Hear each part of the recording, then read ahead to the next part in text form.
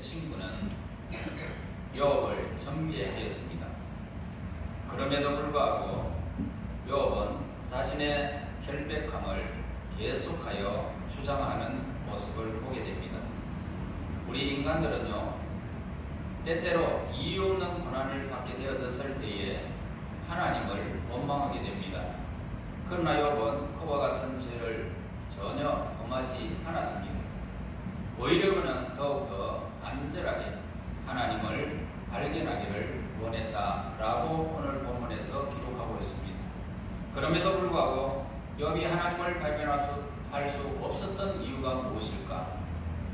그것은 바로 욥이 그렇게도 간절하게 발견하고자 했던 이 하나님은 바로 자신의 마음속에서 자신과 함께 하시고 계셨음을 욥이 깨달지 못했기 때문입니다. 여러분, 하나님을 여러분의 눈으로 보지 못했다고 해서 하나님이 어디에 계시냐고 그렇게 어리석은 그런 질문을 우리가 해서는 안 될 것입니다. 하나님은 우리를 항상 눈동자같이 보시고 그리고 우리를 한 번도 떠나지 않았음을 우리에게 늘 가르쳐주고 있기 때문입니다. 여러분이 이 세상에 태어나기 이전에 이미 하나님은 여러분들을 선별하셨습니다.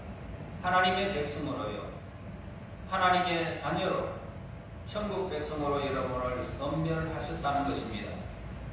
그렇기 때문에 하나님은 한 번도 우리를 잊으신 적이 없다고 이사야서에 말씀하고 있습니다. 혹시 젖먹이는 엄마가 아기를 잊어버릴지라도 나는 너희들을 한 번도 잊은 적이 없다고 분명히 우리에게 말씀하고 있기 때문입니다. 욥의 잘못이 뭡니까? 자신이 하나님의 모습에 한꺼번에 온전히 볼 수 없음을 분명한 데 있었던 겁니다. 여기서 우리가 깨달아야 할 사실이 있습니다. 오직 길고 힘든 과정을 통해서만 우리는 하나님의 모습을 발견할 수 있다는 것입니다. 그때는 결코 우리는 지름길을 택할 수도 없습니다. 한 가지 더 욥이 깨달지 못했던 사실이 있다면 뭐냐면 욥이 하나님께 자신을 심판해 주실 것을 호소하던 바로 그 순간에도 하나님께서는 욥이 하나님께 자신을 심판해 주실 것을 호소하던 바로 그 순간에도 하나님은 욥을 심판하고 계셨다는 것입니다. 욥의 이 갈등과 낙심 가운데서도 하나님께서는 이미 심판의 보좌에서 욥을 심판하고 계셨던 것입니다. 그뿐만 아니라 하나님께서는 이미 욥이 겪는 그 고난을 통해서 욥을 단련하여서 더 큰 복을 내려주실 것을 마음에 하나님은 품고 계셨던 것입니다. 그래서 우리는 이 본문을 통해서 다음과 같은 교훈을 얻을 수가 있습니다. 먼저 우리는 반드시 간절한 마음으로 하나님을 발견하고자 구해야 됨을 우리에게 가르쳐주고 있습니다. 하나님, 나는 하나님을 만나고 싶습니다. 하나님, 나는 하나님의 살아계심을 내가 체험하기를 원합니다. 라고 우리는 구해야 된다는 것입니다. 왜냐하면 하나님을 발견하지 않고서는 우리는 참다운 신앙생활, 생명을 우리가 누릴 수 없기 때문입니다. 또한 우리가 하나님을 온전하게 알게 되기 전까지는 온전한 생명을 우리는 얻을 수가 없습니다. 하나님을 아는 참된 지식이 뭐냐? 바로 끊임없는 강구를 통해서 하나님께서 우리에게 하나님의 참모습을 계시함을 통해서만 저와 여러분들이 그 놀라운 하나님의 계심을 우리는 알 수가 있습니다.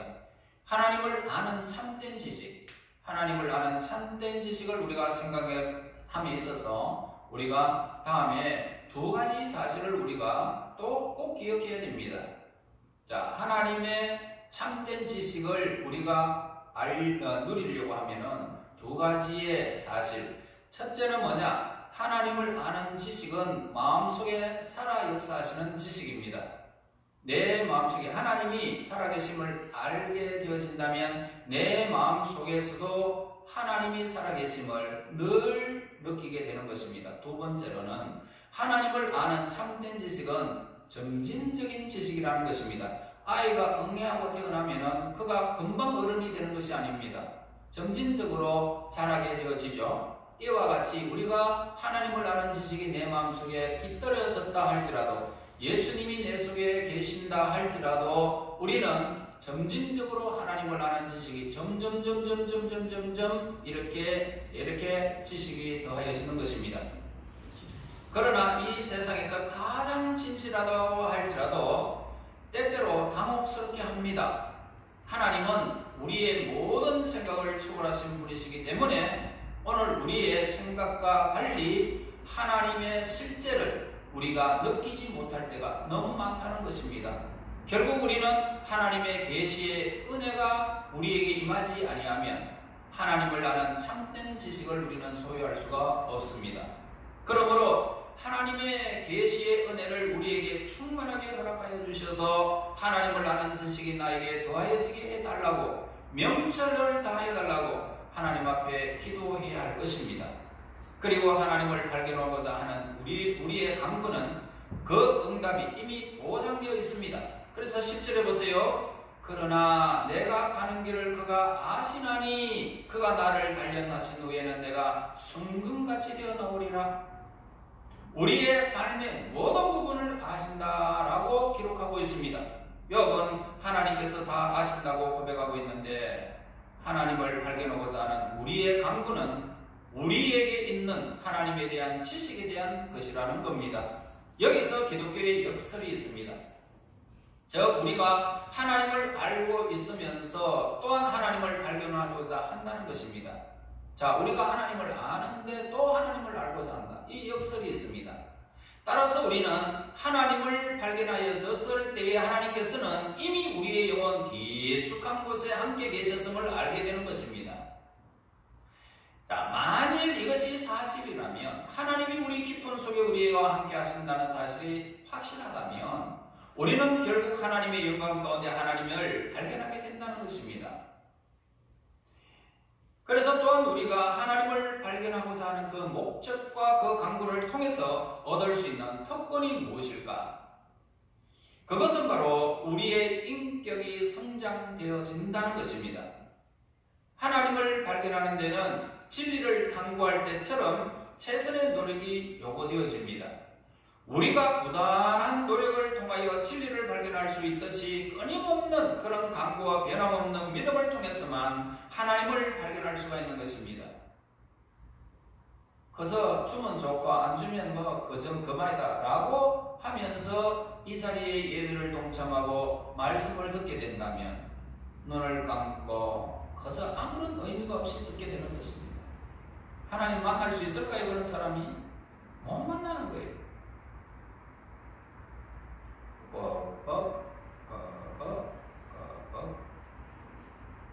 그러면 하나님을 못 만나는 거예요. 우리가 진리를 탐구해야 됩니다. 갈급한 심령이 없이는 하나님은 뭐 부정해서 우리에게 뭘 요구하시는 하나님 아닙니다. 만물의 근원이시고 창조주 그 하나님이 우리에게 뭘 요구하시겠습니까? 하나님은 우리에게 복을 주시기를 원하고, 하나님은 우리에게 모든 비밀을 가르쳐 주기를 원하는 거예요. 갈급한 심령이 없이 하나님 앞에 예배드린다면 하나님은 그 영광을 우리에게 주지 않는 것입니다. 그러면 우리는 이 세상에서 내가 정말 어두운 삶 뿐만 아니라 외로운 삶, 허전한 삶, 이것이 나의 것이 될 뿐이지, 하나님이 우리에게 만나게 되고 하나님을 아는 진리가 내 속에 더하여지게 되면 누가 보더라도 우리의 눈이 초롱초롱해집니다. 우리의 삶의 모든 영역이 하나님의 놀라운 사건을 통하여 우리는 놀랍게 변하게 되어지는 것입니다. 아무것도 없는 자 같으나 내가 모든 것을 가진 자가 되는 것입니다. 부족한 것 같으나 나는 충분한 하나님의 은혜를 누리는 자가 되는 거예요. 자, 생명의 본질은 뭐일까요? 생명의 본질은 예수 그리스도 안에서 우리에게 생명이 떨어진다면 이 생명은 처음에는 아주 나약하지만 점점 자라는 것이 생명이에요. 믿음이 자랍니다. 충성이 자라는 모든 은사가 다 자라는 거예요.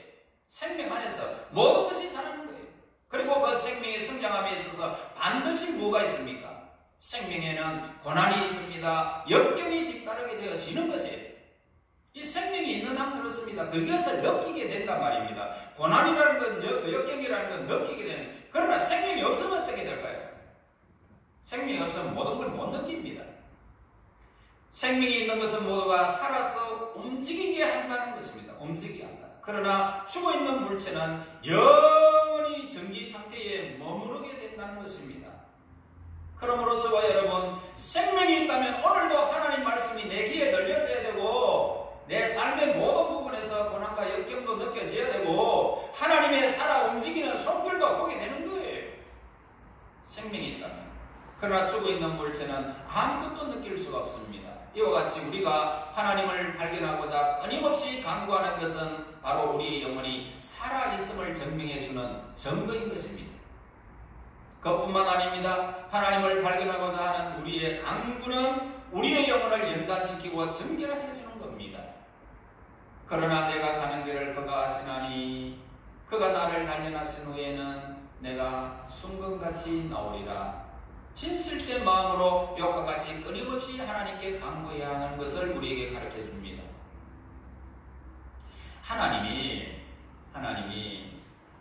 욥이 하나님의 길을 잘 알지 못한다 할지라도 하나님은 욥의 앞길을 잘 알고 계셨습니다. 욥기서를 여러분 알지 않습니까? 처음에 그렇게 고난이 너무나도 심하고 모든 것이 다 사라져 버렸습니다. 그런데 후반기로 넘어가면 이제 욥기서 42장에 가면은 하나님 내가 전에는 전혀 내가 하나님을 이렇게 더듬어서 내가 알 수가 없었는데 그냥 느끼기만 했는데 이제는 내가 눈으로 하나님을 보게 됩니다 라고 고백을 하는 모습을 보게 되면서 그의 삶이 점점 형통하게 되어져서 전에 있던 모든 재물의 값을 더 받고 그리고 사랑하는 딸, 예쁜 딸을 낳고 오손도손 4대까지 보면서 그 생을 마감하는 모습을 보게 됩니다. 여러분, 하나님만이 자기의 길을 안다는 것을 믿었기 때문에 자기의 고통을 이해해주지 못하고 부당한 비판에 퍼부어대는 세상 사람들로부터 눈을 돌려서 하나님께 호소하는 모습을 보게 됩니다. 우리는 우리 자신의 길을 알 수 있느냐라고 한번 물어보세요. 우리의 앞길을 우리는 알 수 있을까? 우리의 인생이 스스로의 지배하에 있는 것이라면 우리는 임의대로 택하여서 그 길을 우리는 나아갈 수가 있습니다. 그러나 우리의 앞길은 그가 인도하시는 겁니다. 다시 말해서 하나님이 우리의 길을 인도하시는 거예요. 우리가 스스로 모든 인생을 내가 스스로 개척하고 내 가는 길을 내가 임의대로 택하여 그 길을 걸어갈 수만 있다면 우리는 오늘 욥의 고백과 같이 그렇게 할 수는 없습니다. 그런데 우리가 그 길을 알고 있느냐? 전혀 스스로 어떻게 임의대로 택하여 가는 길을 우리는 전혀 모르는 것입니다. 지금 우리는 어디로 가고 있을까? 물론 모든 사람들은 자기가 어디로 가고 있는지 잘 안다라고 말하기도 하는 사람들이 있습니다. 나는 이렇게 하면 이걸 얻으리라, 나는 저렇게 하면 저걸 얻으리라 그러면서 임의대로 자기의 길을 개척하려고 얼마나 노력하는 사람들이 많이 있습니까? 그러나 그들이 당하는 그 모든 드라마 같은 그런 일들이 그들에게 주어졌을 때에 나는 이것이 드라마인 줄 알았는데 내게 이렇게 임할 줄은 몰랐다라고 고백하는 사람들이 얼마나 많습니까? 여러분, 우리 인생은 시간이라는 깊은 바다에서 영원한 생명을 향해서 나가는 항해사와 같은 것입니다. 여러분, 배 타고 가봤죠? 저도 속초에서 배를 타고 블라디보스톡으로 가는 배를 타고 동해로 가게 됩니다. 이리 봐도 바다, 저리 봐도 바다, 앞을 봐도 뒤에 봐도 바다, 망망대해를 그냥 가더라고요. 그래서 오늘 우리는 이 인생의 바다에 내가 어떻게 가야 되는 것을 우리는 알 수가 없어요. 배 운전사만 아는 거예요. 항해사만 아는 거예요. 어디로 가야 되는지 안단 말이에요. 우리는 그냥 머물러 있으면 되는 거예요.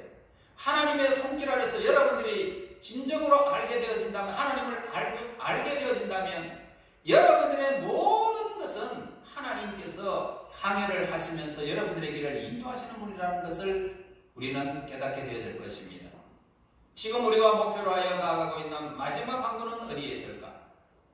선장에게 있어서 가장 중요한 것은 뭡니까? 그 배가 안전하게 목적지의 항구에 도착하는 것이 선장의 목적입니다. 다시 말해서 하나님은 우리의 인생의 모든 항해를 하는 그 길에서 여러분들을 인도하셔서 안락하게 천국까지 도착하는 것이 하나님의 목적이라는 것입니다. 그런데 배가 안전하게 항구에 도착하기 위해서는 해도와 하늘의 별까지도 아주 요심히 관찰하면서 배를 운전해야 하는 것입니다. 또한 선장은 그 배가 도착할 지점에 대해서 집중적으로 생각하고 있어야만 합니다. 그러나 오직 그 배가 안전하게 도착할 수 있도록 언제나 깨어 있어야 되는 것입니다. 여러분, 얼마나 중요한 이야기입니까? 만약 그가 잠들었거나 그 가는 길을 전혀 생각하지 아니하고 술이나 퍼마시고 그냥 거기에서 그냥 자빠져서 잔다면 어떻게 될까요? 성격의 안정은 도저히 될 수 없죠.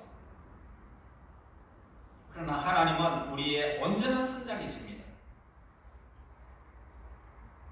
그런데 그 항구는 선장의 선택에 달려있다는 사실을 분명히 알 수 있습니다. 그가 원하는 항구가 아니라면 배는 그 항구에 향해서 그렇게 가지 않을 것입니다. 우리가 가고자 하는 항구는 어디일까요? 우리가 지금 하나님을 향해 살아가느냐 하는 것입니다. 아니면 하나님과의 영원히 떨어질 수밖에 없는 곳을 향해서 내가 지금 가고 있느냐 하는 것입니다. 우리가 이 질문에 나는 하나님을 향해 나아갑니다 라고 대답할 수만 있다면 우리의 은혜로우신 하나님께서 우리의 길을 진리의 바른 길로 인도해 주실 것입니다. 여러분, 세상에 많은 사람들이 신앙생활을 합니다. 가장 슬픈 것이 뭘까요? 나는 교회를 열심히 다녔는데 지옥 가는 사람이 가장 슬픈 거예요. 정말 하나님을 알 수 있어야 됩니다. 정말 예수님이 나의 구세주임을 우리는 믿어야 됩니다. 예수님이 내 속에 계시지 않으면 우리의 선장이 사라지는 것입니다. 우리의 선장은 예수님밖에 없어요. 안전한 길, 진리와 생명이요 영원한 그 길은 예수님밖에 우리의 길을 인도해 주실 분은 없습니다. 그러므로 우리는 그 안에서 행복을 누릴 수 있어야 되지, 세상 것 때문에 우리가 그 정신이 편해서 안 된다는 사실을 우리는 잊어서는 안 될 것입니다. 15절 보세요. 그러므로 내가 그 앞에 떨며 지각을 얻어 그를 두려워하리라. 욥은 하나님의 신비함을 극적으로 표현하고 있는 모습을 보게 됩니다. 이 말씀이 순간적으로 떠올라서 고백하는 것이 아니라 욥은 자신이 겪은 이 고난을 통하여 하나님에 대해 깊이 생각하고 있었고, 그러한 생각을 통하여 하나님께 대한 경외심을 갖게 되었다는 것입니다. 또한 욥이 하나님께 대하여 그와 같은 경외감을 갖게 되었던 이유는 오직 하나님의 신비함으로 말미암은 것이었다는 사실을 고백합니다. 욥이 하나님께 대하여 두려움, 즉 경외감을 가질 수 있었던 것은 욥의 무지나 지혜의 부족함 때문이 아니라 앞서 지적했듯이 하나님께 대한 깊은 생각으로 말미암았던 것입니다. 따라서 만일 누군가가 하나님을 두려워하지 않는다면 그 이유가 뭘까요? 바로 그에게 하나님에 대한 깊은 생각이 없기 때문이라는 것입니다. 그러므로 우리는 우리 주위에 수없이 많은 사람들이 하나님을 믿지 않는 이유는 뭡니까? 그들의 깊은 생각과 결과가 결코 아니었다는 것입니다. 하나님을 생각할 마음이 전혀 없는 거예요. 제가 전도도를 많이 봅니다. 저 경기도에 있을 때에 아주머니 예수 믿으시고 우리 같이 천국 가야 되겠습니까? 이 세상은 아무것도 아닙니다. 모든 것도 다 사라지지만 하나님의 것은 사라지지 않고 영원히 존재하는데 예수님을 믿으시고 그 영원한 하나님의 나라를 우리 같이 들어갑시다.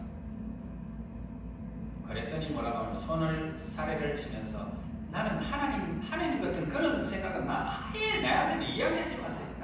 나는 그런 오래타면 이야기는 나는 다 듣기 싫습니다.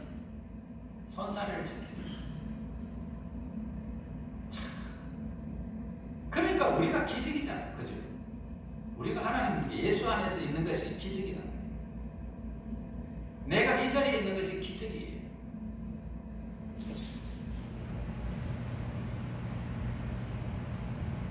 그러므로 우리는 우리 주위에 수없이 많은 사람들이 하나님을 믿지 않는 이유는 그들의 깊은 생각, 결과가 결코 아니다.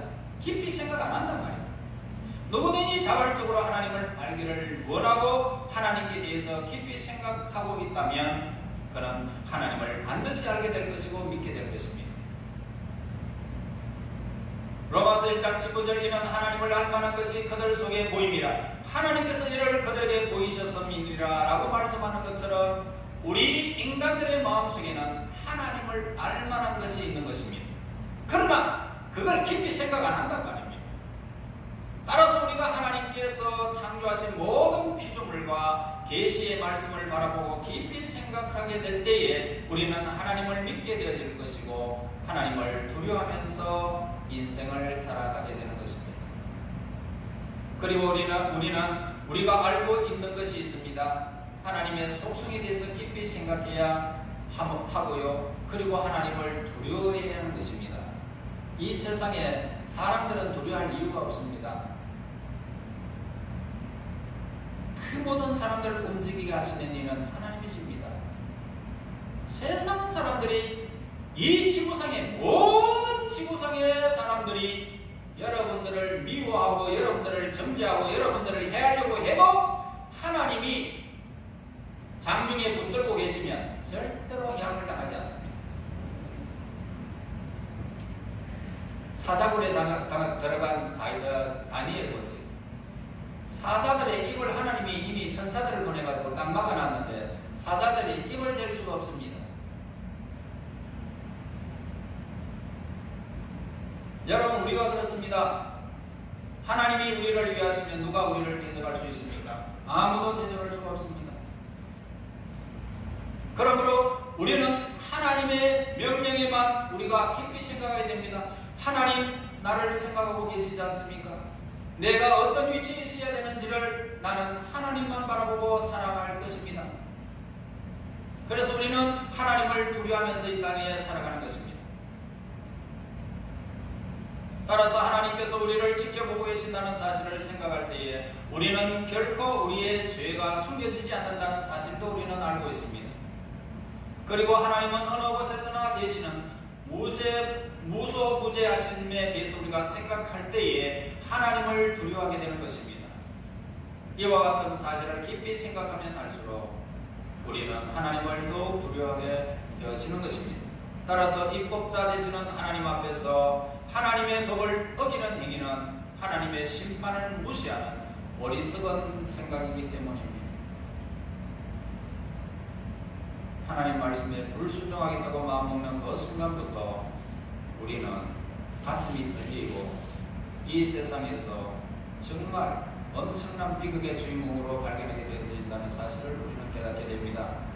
그러나 본문에서 욥이 가졌던 하나님께 대한 두려움은 단순히 하나님께서 자신의 모든 행위를 감찰하신다는 생각에서 온 것은 아니었습니다.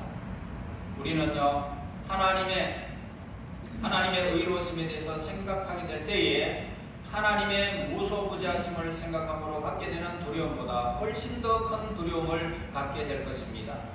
우리는 하나님께서 의로운 분이시라는 사실과 동시에 하나님은 자비로우신 분이심을 우리는 잘 알고 있습니다. 여러분이 죄를 지을 때마다 하나님께서 그 죄의 값을 다 지불해버렸다면 우리는 머리부터 발까지 쓰는 것이 없을 것입니다. 그러나 하나님께서 우리를 자비하셔서 우리의 죄가를 그대로 물으시지 아니하시고 예수님께 다 전가시키시면서 예수님의 십자가를 본 것입니다. 아버지여 저들의 죄를 용서하여 주시옵소서. 이 기도가 응답된 것입니다. 그래서 우리의 죄는 예수님께 가져가게 되고 예수님을 믿는 믿음 안에서 우리는 의롭다라고 하신 것입니다. 하나님은 자비로우십니다. 따라서 우리는 때때로 우리가 죄를 짓더라도 결국에 가서는 하나님께서 하나님의 자비하심으로서 우리의 죄를 벌하지 아니하실 것이라고 생각하기가 굉장히 쉽습니다. 그러나 우리와 우리의 그와 같은 생각은 결코 옳지만은 않은 것입니다. 천국 갈 생명을 지옥으로 보내지는 않지만 우리가 이 땅에서 하나님을 죄인 주로 섬기지 아니하고 내 멋대로 살았던 그 모든 행위들, 그것을 하나님은 언제나 그것을 깨닫도록 하나님은 우리에게 그 손길이 향하고 있다는 것을 보게 됩니다. 하나님께 대한 두려움 사이의 관계는 우리가 하나님의 사이에 관심을 가지게 될 때에 더욱 명백해짐을 우리에게 가르쳐 줍니다. 우리를 죄에서 구원하신 예수님의 구속자익을 우리 한번 생각해 보시기 바랍니다. 죄에 빠져 신음하는 우리 주인들을 위하여 하나님의 사랑하시는 아들 예수님의 그 대속을 통하여 우리를 구원해 주신 하나님의 은혜를 생각하게 될 때 우리는 진실로 하나님을 경외하게 되는 것입니다. 구속의 그 은혜로 통하여 하나님께서는 하나님의 거룩하심을 보여주셨고 우리는 그로 말미암아 하나님을 경외하게 되었던 것입니다. 그리고 선과 악 사이에 본질적인 차이가 있습니다. 우리 인간들은 하나님께서 주신 지각과 생각을 통하여 그 둘 사이의 차이를 명백하게 우리가 분간할 수가 있는 것입니다. 예를 들어 보겠습니다. 우리가 어떤 악을 행했을 때에 우리가 스스로 이러한 행동을 자체가 잘못된 것임을 알 수 있습니다. 악을 행했을 때. 따라서 벌을 받아 마땅하다고 느끼게 되는 것은 우리의 성격상의 소심함이나 전통에 의해서 하는 것이 아니라 하나님께서 우리에게 주신 지각 때문에 생각하는 것입니다. 따라서 하나님께서 우리 인간들에게 율법을 주신 진정한 이유는 뭘까요? 우리로 하여금 어떤 것이 선한 것인지를 가르쳐 주시기보다는 우리로 하여금 지각을 생각하여 선을 행하고 악을 행하지 말 것을 가르치기 위함이었다는 것입니다. 율법을 주신 것은 지각을 사용하여 선과 악을 분별할 수 있도록 우리에게 허락하신 것입니다. 벌을 주기 위하여 율법을 주신 것은 결코 아닙니다. 그러므로 우리는 지혜로운 자가 되어야 된다는 것을 우리에게 가르쳐줍니다. 그리고 우리가 믿는 기독교와 미신 사이에는 근원적인 차이가 있는데요. 따라서 기독교와 미신이 가져다주는 결과 사이에도 본질적인 차이가 있을 수밖에 없는 것입니다. 마태복음 7장 20절에 이름으로 그들의 열매로 그들을 알리라 했습니다. 우리 그리스도인들이 하나님을 믿음으로써 얻게 되는 열매는 오직 성령의 열매는 사랑과 희락과 화평과 오래 참음과 자비와 양선과 충성과 온유와 절제, 이 9가지의 이 열매를 금지할 법이 없다는 것입니다. 믿음으로써 얻게 되는 열매는 언제나 이 열매가 맺혀지기 때문에 금지되지 않는다는 것입니다. 반면에 미신은 뭡니까? 인간의 눈을 멀게 하고 인간의 지각을 생각하고 헛털리게 만드는 것입니다. 모든 지각을 사용하지 못하도록. 따라서 미신에 사로잡힌 인간은 어떻습니까? 진리를 무시합니다. 하나님을 겸손하게 생각하는 것이고 다투기를 좋아합니다. 훈계를 멸시하게 되는 것입니다. 기독교는 뭡니까? 우리 인간들로 하여금 모든 다른 사람들을 의로움과 공평함과 자비로움으로 대할 것을 가르쳐주고 있는 것입니다. 그래서 남을 나보다 낫게 여기라 말씀하고 있습니다. 반면에 미신은 어떻습니까? 인간으로 하여금 하나님의 말씀을 무시하게 만들어버리고 타락에 빠지게 만드는, 결국에는 어떻습니까? 인간을 영원한 멸망의 구름텅이로 빠뜨리고 마는 것입니다. 그러므로 우리는 하나님께서 주신 지각과 생각을 사용하여 하나님을 두려워하며 선악을 옳게 분별하여 욥과 같이 참된 신앙의 소유자가 되어야 하는 것입니다. 이제 우리는 하나님 말씀으로 우리 마음의 밭이 부드럽게 되어 이 말씀이 하나님의 영혼의 대리자로서 특히 우리 영혼을 사로잡을 수 있는 능력이 있다는 사실을 깨달으시고요. 말씀에 사로잡히는 저와 여러분이 되어야 될 것입니다. 말씀에 사로잡혀야 됩니다. 하나님께서 우리의 삶의 훈련을 통해서 우리의 마음을 온유하고 부드럽게 만들 것입니다. 오직 말씀을 통해서만 우리의 마음이 온유하고 부드럽게 됩니다. 시련이나 고통은 우리의 마음을 부드럽게 만드는 위대한 약이기도 합니다. 고통을 통해서 우리들은 위대한 자연을 공감하게 되어지고 하나님과 교제하게 되는 것입니다. 그러므로 인간의 고통을 몸소 체험하신 우리 주 예수님이야말로 인간의 최고의 말씀인 것입니다. 예수님 안에서 여러분 살기를 원하면 여러분의 마음은 예수님처럼 온유하고 부드럽게 될 것입니다. 진정 하나님의 말씀의 가치를 우리는 늘 깨달으시고요. 우리 영적 생명의 양식을 삼아서 그 말씀에 따라서 거룩한 백성으로 점진적인 거룩이 저와 여러분에게 이루어지시기를 예수님의 이름으로 축원합니다. 하나님 아버지 감사합니다. 오늘도 귀한 말씀을 통하여 말씀을 따라 하나님을 따라 사는 길을 우리에게 가르쳐 주심을 감사합니다. 예수님이 내 안에 내가 예수님 안에 거하기를 원합니다. 하나님의 말씀을 따라 내가 온유하고 부드럽게 되기를 원합니다.